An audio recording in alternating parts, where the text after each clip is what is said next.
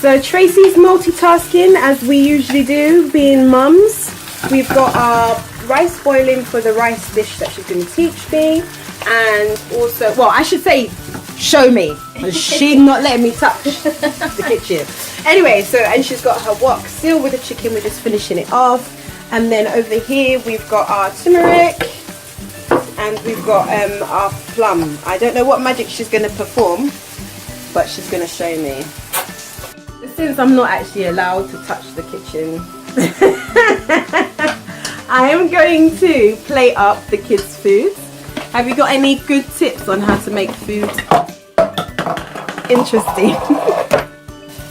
Colourful food makes children more receptive to trying.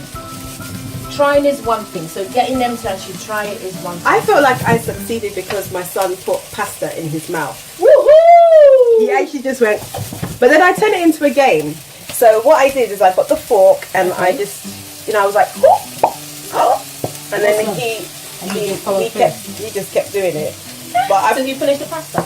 No, he didn't actually eat it. He just put it in his mouth, and to me that was victory. Oh, awesome! He wouldn't even put it in his mouth before, so the fact that he put it in his mouth, we are having victory. That was victory. That was victory. Tracy has put sea salt. Yeah. Right. She's also put bay leaf, which I can see over there, and she's also put fresh thyme. Right. So here I'm going to chop some garlic, ginger. I'm going to use to start off. You really like garlic and ginger. I love garlic and ginger, absolutely. Because I just feel that every time you cook, start with those. They're foundation, they're gorgeous. Okay, so now you're adding just a little bit of olive oil because I like flavour. Yes, and again I like to see a bit what's the word, glossy. So you're going to put a bit of gloss in that in the rice. FYI, filming food is really a tutorial, like on how it is hard. It is hard. I just, do you know what? Divas Can Cook, who I watch. She's amazing. I don't know how you do it, girl, but you are hot. Honestly.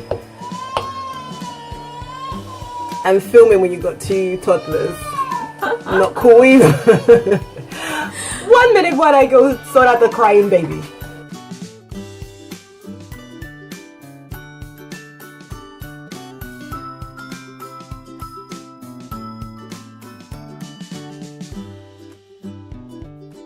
Friends, is that enough? Besties. A little bit more.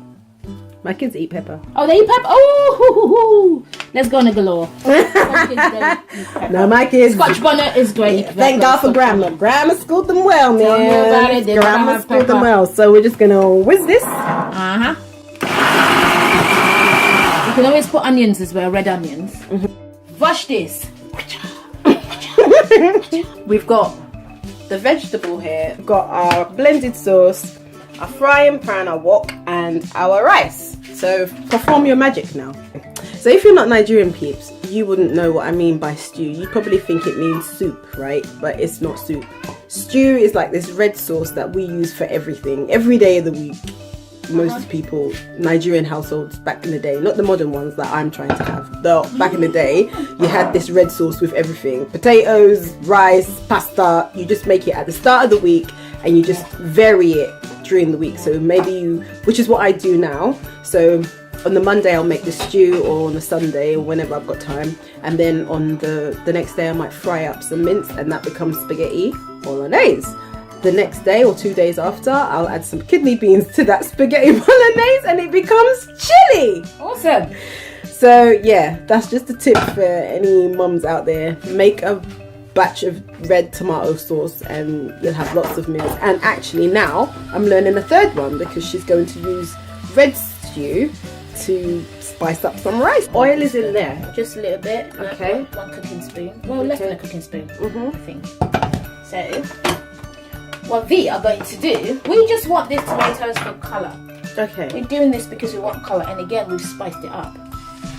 Does it give it a bit of flavour as well? Yes, it does give it flavour. So in your red stew that you make at home, the Nigerian, do you put parsley in there? Yes. Okay. And it just gives another flavour? It just gives a different flavour. Parsley, basil, coriander. I always associate parsley with fish for some reason. Can do. If you make a fish sauce, parsley is it's actually quite an all-rounder. Albeit certain herbs are best with certain kinds of food, but it doesn't mean you can't use it in anything else. There is a 23 herb spices and seasoning ebook that I currently have for sale, and this was coined out of my desire and my passion for using fresh herbs to cook. So in that mini ebook, I explain how 23 of our herbs, spices and seasoning can be used in our everyday cooking. See? To get the wow flavour. Can you smell? Mm-hmm. The aroma of this kitchen is just... It is popping, banging out. My house has never smelled this good. No, actually, rephrase. My kitchen has never smelled this good, except when Tracy comes over and my mum comes over. I've got turmeric as well, which I'll be putting at some point. And turmeric is one of those spices. It's quite woody, don't you think? Yes. And I feel like when I put it in there, it's I call it an earthy. It's very, well, I just think wood. I'm sorry. I just think of wood. I don't think of earth. I think of wood.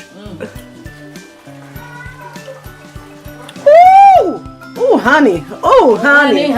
Oh. Tomatoes, and then I'm going to put this gradually. I think the red onion really does give it a lot of flavour. I think the garlic and the ginger. Yeah, that combination.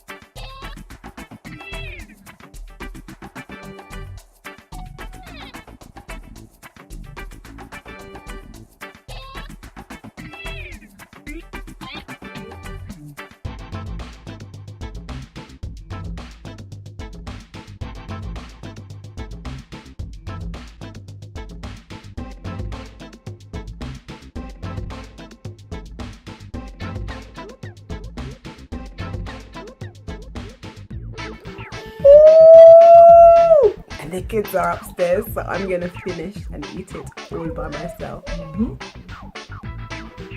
Said no, mother. Anyway,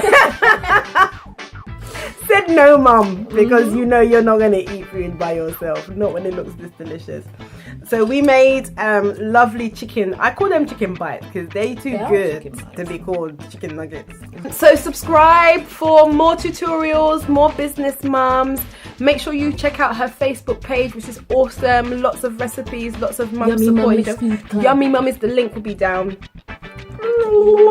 there, and we'll also put the link to both her food channel and mine. So remember, peeps, kick fear to the rear and get creative today. Indeed. Bye. Bye.